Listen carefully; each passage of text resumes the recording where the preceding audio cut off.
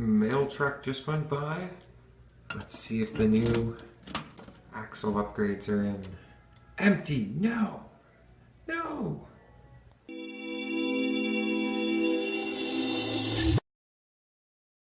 The shipping and tracking information for said package isn't being quite very detailed. It just says 3 different times, 3 different updates in transit to destination. So, we shall wait longer. I was also just informed that they're going to start doing the roof. Early October. Who does a roof in the early October? I guess it's cooler season out. That is a job I have done before. That is not a job I enjoyed at all. And as a matter of fact, the last time I did it, I fell off a 2-story roof, and I was fine. I landed flat out. All the weight dispersed. And I didn't do that job again after.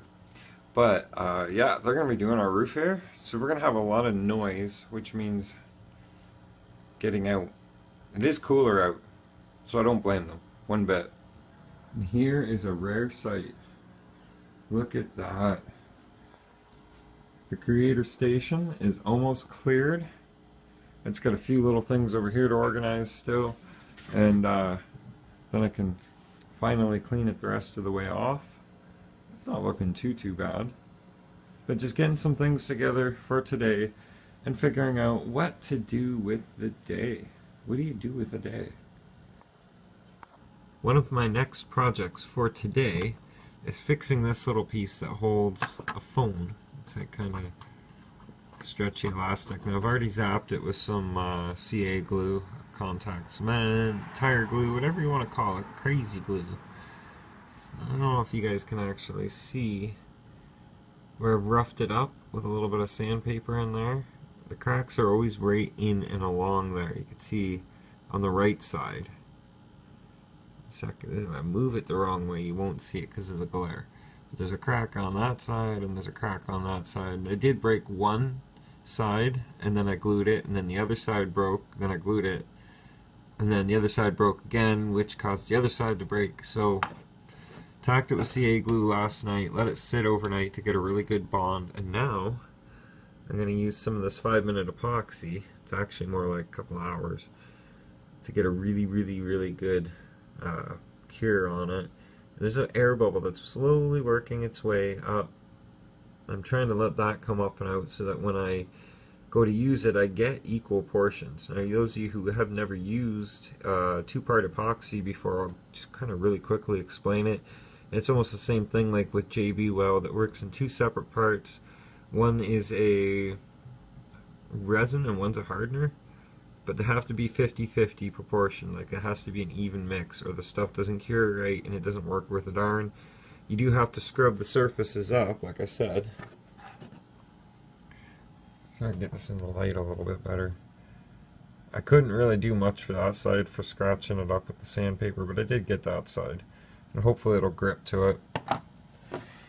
I like using this piece with the phone on a Gorilla Pod of sorts. Well, that is an actual Gorilla Pod, but that's of sorts.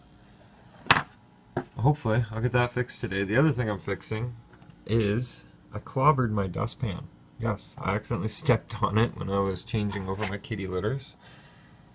And I did the best I can to kind of put it back into shape, with tacking it in place with crazy glue, and then I'll put some epoxy on there. I don't know, it's only like, what, $1.25 at the dollar store to go and get a new dustpan. But why replace it if you can fix it? I'll end up replacing it.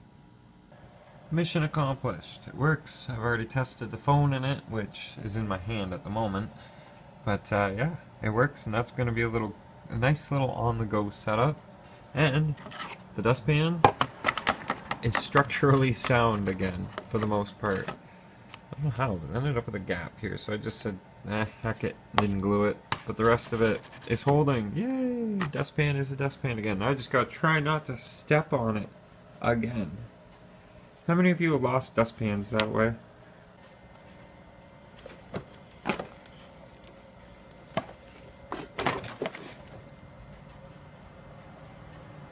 Well, that truck really takes up a big frame of the picture, doesn't it? So, what I'm doing today, I guess I need this side over. Come on, Clifford, let's get you turned around. Such a big truck. Just massive up there. Okay, so all I gotta do if I really want to fix this stock axle and drive the truck before the new upgraded axles come in is just put the axle back in. I've also, oh, actually, should say I've got to take the wheel nut off, pull the tire off, pull the axle piece out, attach that to the end, which is pretty simple. I think I'm going to tackle that right now though, just so that the truck is ready to go. But you know what? It's my luck. I'm going to replace that axle. Tomorrow morning those other ones will show up, unless I just jinxed myself right then and there. I just want them to show up so I can put them in and drive without any worries of snapping anything else. Now, first thing first, is removing. Oh, the wheel nut was already loose. Just a little bit, but luckily it stiffens up right before it gets to the end of the threads.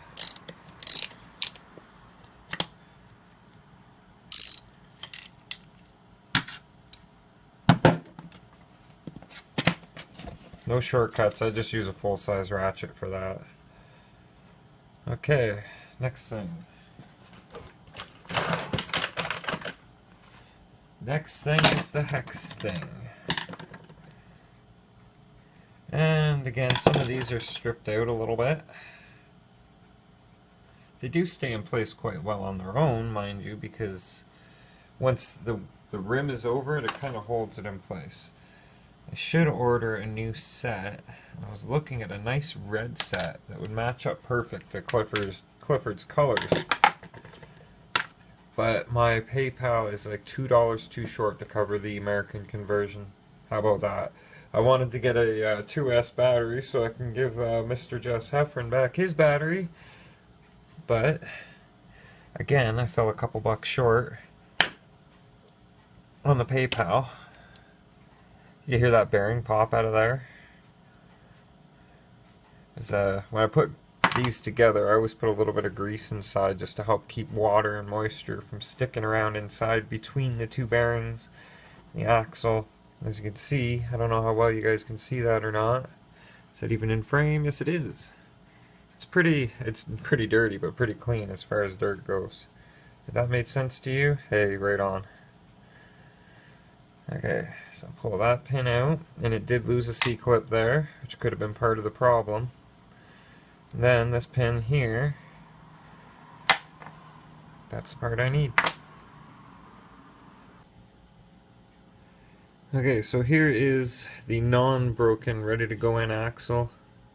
And in case you're still new to this, these do go together in a way where they're so simply just loose fit in there, and that's what you want. So when it's trying to articulate, this doesn't add complication to the matter. If you don't put it together on the proper splines, it's really, really stiff. Oh, there we go. So, next will be this piece that came out that holds it all together, is in there currently. So, this will go over, and the pin that has the C-clips, come on, this will go over. Trust me, it will. Okay, that's on there. Get this old block off of here. Oh, that's not the one I want. This is the one I want, right here. I do have more C-clips now because I bought that pack of parts and pieces from AVF. So we'll get this all back there. Now I just got to throw a C-clip on there, throw the axle in, and we're good to go. Now, you might ask, why do I make such a big deal about not replacing it right away, trying to wait for those metal axles to come in? Yes, they are metal axles. Are they H&R Racing, Hot Racing? Are they MIP? They could be Integy. They could be leading edge machining. You guys won't know until they show up. That's part of the surprise. Come on, isn't the anticipation killing you? I know it's bugging me. It's killing me. I know what they are. But it's the waiting for them to come in.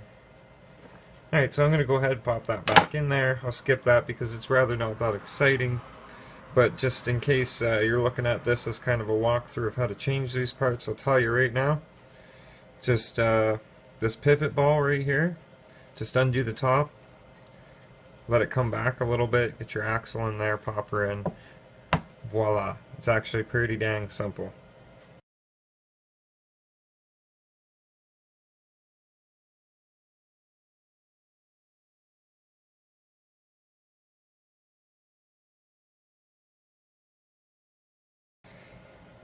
It's back in, it's changed already. I know, I realized my big hairy squash was probably in the way half that time, but hey, it's a short little time lapse to throw in there. I do want to get the red adapters. I really do. Ever since I seen them on there, I just keep thinking about them and how sharp that would actually look. Plus they're new non-stripped adapters. So, get the rim on there, and Clifford, aside from battery charge time, we'll be ready to go. Ready to go break another axle, probably, but hey, that's what you get when you got lots of torque. These things happen. And upgrades are required, you know, like there's a lot of people who go and get the 2-wheel drive or the 4-wheel drive slash, crank the power up, and then be like, oh, well this is kind of sad, or they'll turn around and call the product junk because they beat the heck out of it. Ooh, sorry folks, because they beat the heck out of it. Didn't expect any parts to break, and parts broke. Well, think about it. If you had a full-size car and you drove it around like that, stuff's gonna break. And the same goes for these trucks too, be it a big old beast like Clifford with a really gibbled front bumper, or a 2-wheel drive or a 4-wheel drive slash. You drive something hard, it's gonna break, but you know what? At least there's upgrade parts out there to keep from that happening, like the upgraded axles we discussed a few vlogs ago, all the different makes and models of them. I started looking at snow tracks to replace the tires for winter, be able to just plow through any snowbank I want. They're a little bit pricey, but you know what? There's 4 different makes of them, all ranging from $129 to $189 American. Those American fees, yeah, they do, once you convert them over to Canadian fees, cost quite a bit more, but you know what, you pay for what you get. Integy seems to be the top of the line for those right now, but I've seen a few other ones I'd be willing to try. Other than that, there's a member of our local RC group that I was also speaking to about snow chains for the tires. Yes, snow change, bleh, pardon that. Snow chains might just accomplish the exact same feat that tracks would. And then a plow for the front and I'm in business. So I put the axle in, forgetting to put the clip up top here that holds the pin in the axle. And it's not this side, was it? Go ahead, spin around a little. Yeah, oh look, see, it was this side, right down here. You can zoom it in a little and refocus so you guys can see. Missed it. Forgot it. So now I gotta take it back apart and put another pin there. The joys of being forgetful and working on RCs. But the same process, if you look in, under, let me get some focus for you guys. It's lost a pin here. And I've checked the uppers, this side. Both pins are in that side. And well, we'll spin this around and have us a look right here. Do we have a pin? Yes, we have a pin. I know this sounded kind of weird at first. We have a pin on that side, and you can kind of see it, but there is a clip present. Yes. Well, this side. Oh, get up underneath here. Oh, no pin on that side. And a pin on that side. So I've got to put, or pin, I keep saying pin, I mean to say clips. So I've got to put 3 clips on this thing. Boy, I'll be glad when those new axles show up. Hopefully there won't be any C-clips like that to worry about. Alright, so the plan was to pack up the Merv, go down to where the old skate park used to be located. It's a nice polished cement pad there, and practice some drifting. I got outside, and lo and behold, I found me a Daryl and a Jamie playing with the Raider out front. So, after a short discussion, we decided that best bet would be to wait for them. Daryl's got to charge up a battery, Jamie had to go do his thing real quick, and then we're going to do our best to get down there before dark. If it doesn't happen, well, you know what? I'm just not going to say if it doesn't happen, because we're just going to wait and see what happens. Now, I did get a chance to run a battery down on the Merv, and those tires are something else, let me tell you. It's a lot of fun, but they're not the high-speed tires I was hoping for. They have more of a rounded edge. As you've probably seen that yesterday's video, it's they're just fun tires.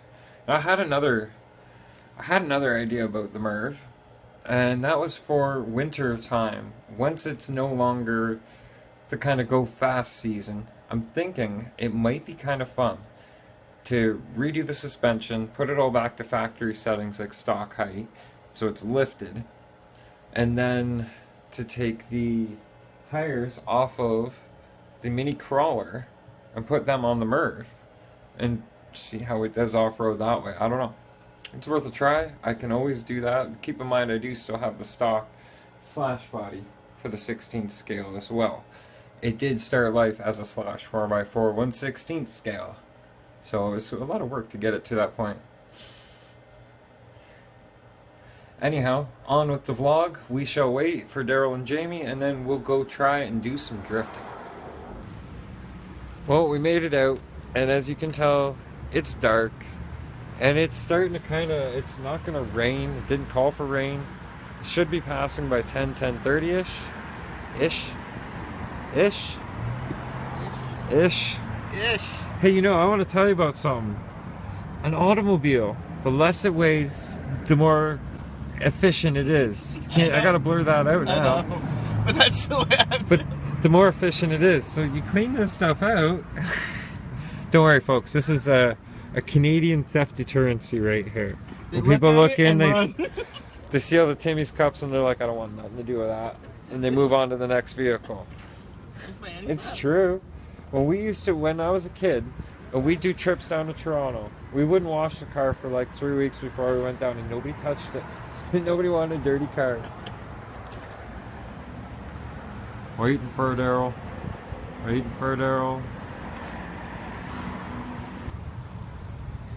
Okay, so the vlog missed what just happened, but Jamie was cruising along, and he just cruised right into the pole. The Raider just bounced right off it and kept going.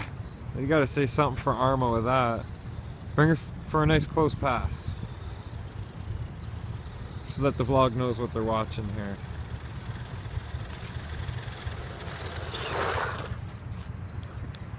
Doesn't have the shell on it right now.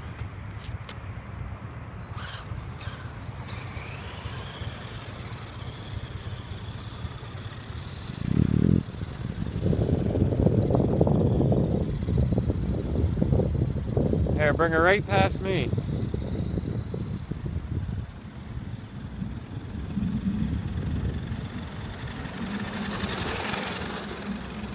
That's with a Titan 550 12-turn motor in it right now. Nothing uber fancy yet. But I've been showing them all kinds of cool combos. We see Ghoul RC. And then there's some used equipment on Kijiji. We'll get them brushless. We'll get them going with the brushless soon. The rain's just about stopped, so I'm thinking of setting up Merv. See, this is why I love getting people into RCs. You should have heard this guy giggling just a couple minutes ago. Yeah, it looks like you lost steering. A good majority of it. And why is your ESC or your receiver flashing? Always does. Oh, okay. Until I go. Well, he's got to fix his steering now. And I'm going to now switch over to the Activion camera.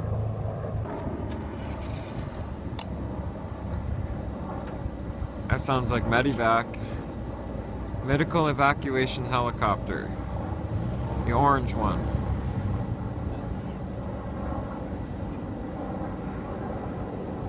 I hope it's not for that house fire that was over on Canes. earlier this evening. Keynes Ave or something. No, Flora Street.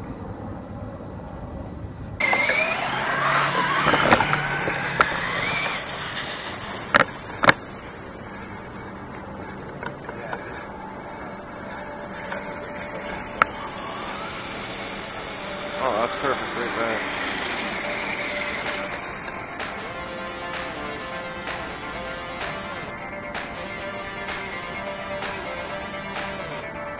You guys are right there. Yeah, it's Wi-Fi link to the phone.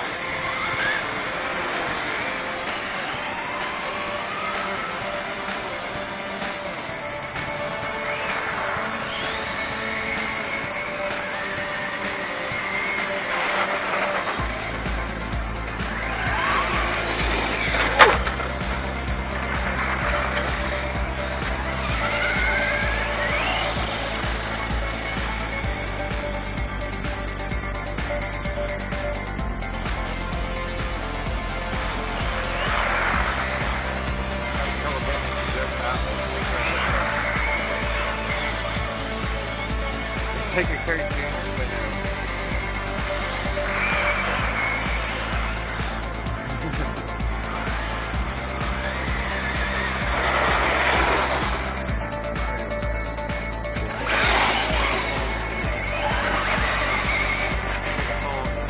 But there's a way I can actually set it up to be able to live record it. From the phone to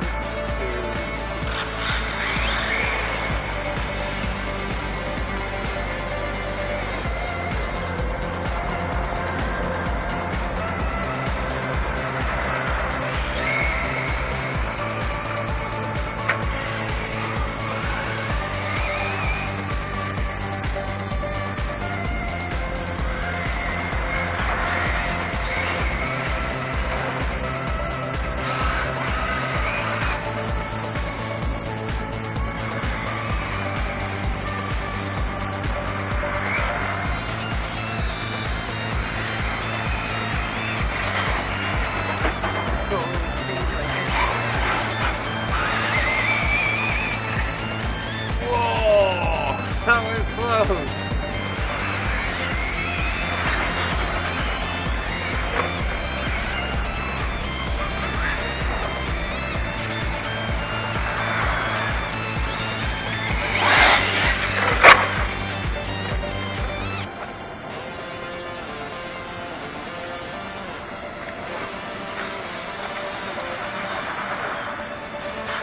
I see that.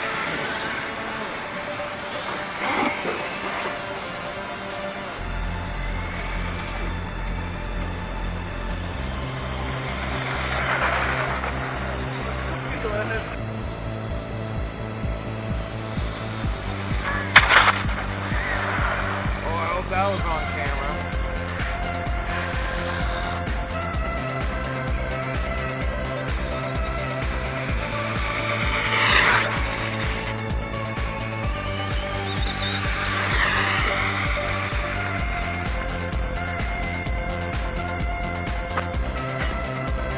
Oh, that's no good.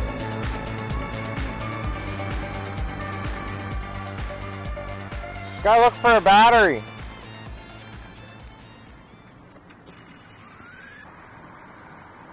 I lost my cooling fan battery, so I really can't give it until I find it. I'm gonna lose my plug.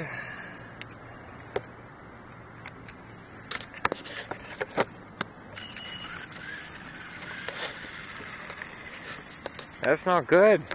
I should be able to see it.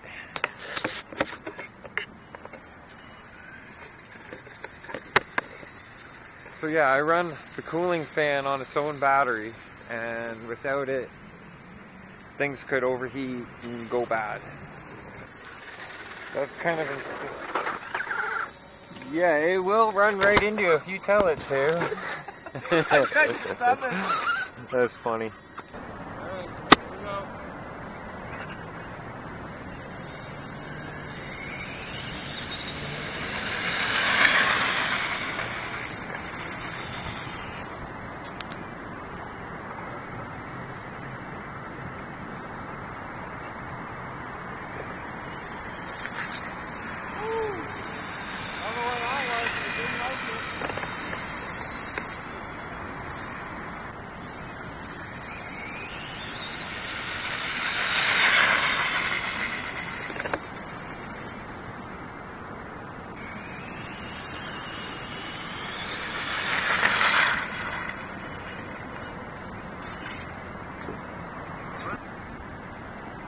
Railway Shopping Plaza. 12:01 at night. When this thing hits 88, you're gonna see some serious moves.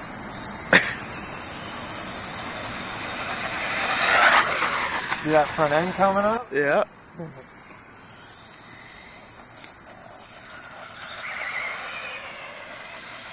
And it's vanished. Daryl hiding in the van over there. He's already done his battery. He's waiting to go home. He missed his baby. And his wife too. Good session? Yes. It's a good run? Oh yeah. Can't wait to go brushless? Oh yeah. Right on. I didn't hit the speeds with Megas that I was hoping to hit. But I think it's a lot to do with the weight of that GPS. It's like having a whole nother battery and you're not getting any bonus or benefit from having that extra weight. So we need a Garmin 201 or 401, I think they're called, they're a small one, and that'll be a lot more helpful. Probably a lot safer than having this guy chase my RC down the road, some highway somewhere. But we're coming up with ideas. Back to the house. Pretty good RC session, I'd say.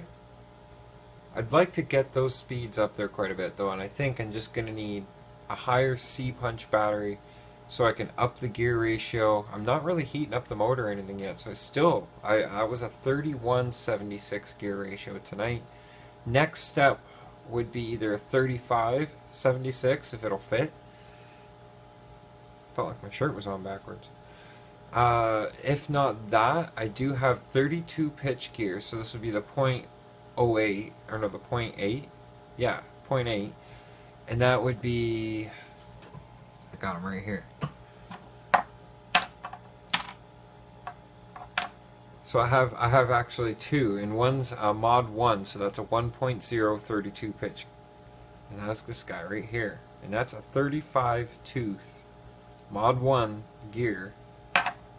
I don't think that with any pitch of the 32 mod 1.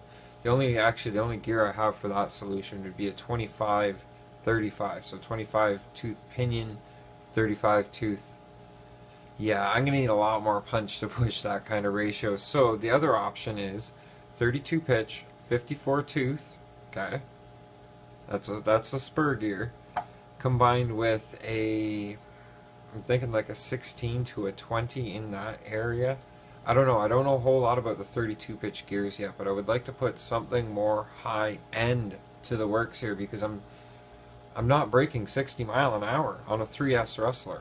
I want to brake 100 mile an hour, and then and only then will I consider more power.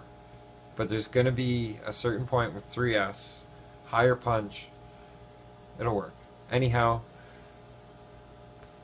it's the end of the night. It's actually like 1 in the morning, 2 in the morning, and I still have all the rendering and compression to do of this video that I'm still producing. So, on that note, I want to thank you guys for watching. If you watched all the way to the end, please leave me a comment down below and say, I watch all your videos. Like, the whole thing. Not just the first appealing part. And also, hashtag random shoutout. Come on, guys, hit that up. Let's get that happening. Thanks again for watching. I appreciate your support. Please don't forget, if you like the video, click the thumbs up. Give this video, I think all that high-speed stuff in the parking lot, that deserves a thumbs up, for sure. And a share.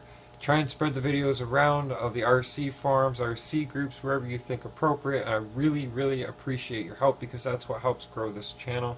I need to finish this up and get some sleep. So thank you very much for watching. Think positive. Stay positive. I'm serious, it really does help. Just gotta keep thinking positive, and you'll be keeping a smile on your face. Haha.